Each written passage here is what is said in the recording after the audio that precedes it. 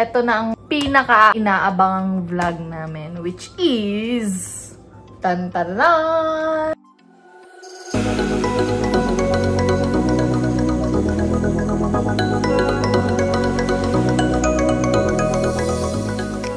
Tantaran! Hello guys!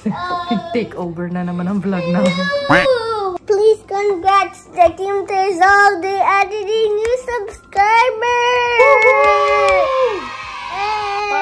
Pare!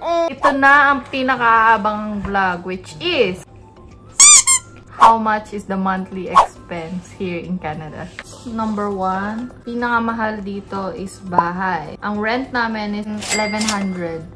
Utilities included na, pati internet kasama na din. Yung sa atin, yung 1,100, ano yung basement, isang room. Tapos yung basement namin, swerte talaga kami na May andito na lahat.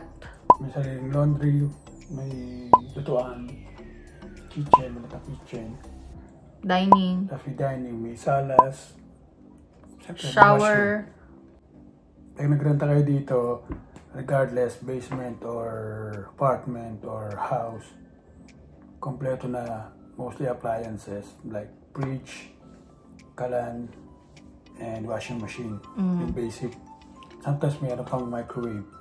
Yeah. Pero kung nag-rent na kayo ng room, kung wala kayong sariling kitchen, wala kayong sariling laundry, na-shared kayo sa landlord nyo.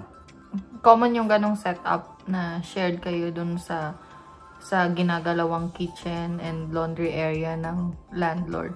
Ang swerte lang namin na kami dito, parang kompleto na talaga. The only time na aakyat kami is lalabas ng bahay or papasok kasi wala kaming separate entrance. But other than that, andito na talaga lahat.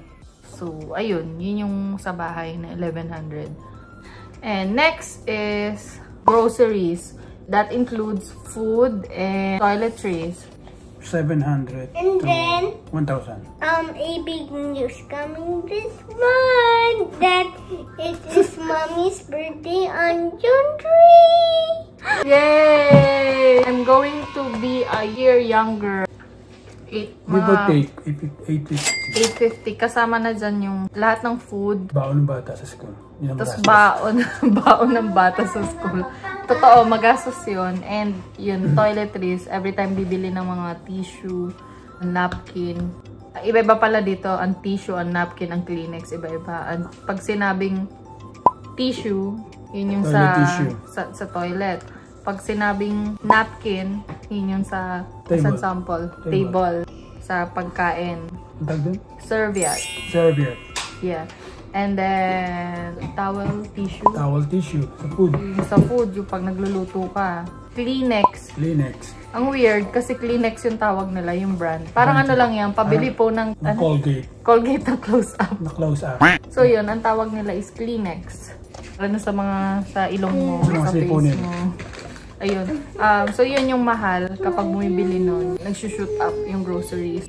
Tip po pala sa mga may picky eater na anak is huwag kayo munang bibili ng pagkain sa Costco. Malaki kasi yung packaging. Mga wholesale kasi yun. Sa Walmart, it's a good place na bumili ng mga baon ng bata. Tip ko rin sa Dollarama. Ano pa ba? Cellphone. Yung cellphone namin, mahal. Yung kagandahan kasi dito pala kapag yung parang dineclare mo yung parang may business ka. Pwede mong i-file against your tax. Oo, yung some of your expenses. So, halimbawa ako, remote work. Tapos, last year, there was a period na self-employed yung declaration ko sa BIR. Sa CRA. So, yun, yung cellphone ko, na-file ko siya against my tax. Anyway, going back, 135 yung monthly ng phone ko. Tapos sa kanya is 100. So, 100 sa akin, 135. Weekly gas, depende. Normally, na average mga sabihin natin, 45. That's weekly. Weekly nga. We're talking about month. O weekly, hindi multiply mo sa apat. Ilan? O ilan? 180. Oh, galing. Best in math yan nung high school. Chart. Kaya gagawin ko sana 50 para madali 200. Yung insurance ng sasakyan, ang mahal. 320. 321. So, to summarize, ito yung mga na-list namin na expenses. Our monthly rent is 1,100. Fortunately, kasama na yung utilities. All in. All in na siya. Pati yung internet. Grocery. Which is? Monthly average, 850. Then For- phone. for family of 3. Yeah, for family of 3. Phone. Combined kaming dalawa. 240. Phone plan yon, phone and internet. Then, gas. Yung transpo namin. 180.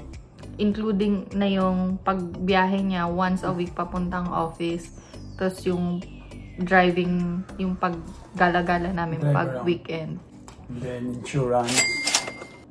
Insurance ng sasakyan, 320. And miscellaneous, ano ba, kakain kami sa labas or may bibiling something, 400. Ang average namin is nasa $3,090. 3090. 3,100. Yan. So, yung gastos talaga dito, it would really depend on your lifestyle. Kasi let's say kami, lumalabas kami, may binibili minsan. Halimbawa, yung 400 na yun, kaya nyo 100 lang yung miscellaneous nyo in a month, then why not, diba? Or yung sa phone plan, aminado naman kami na mataas talaga yung phone plan namin. Tara na. Ayun, hopefully nakatulong tong information na to para mabigyan kayo ng idea. Thank you for watching and continue to support our channel and like, share, and subscribe. Bye! Bye!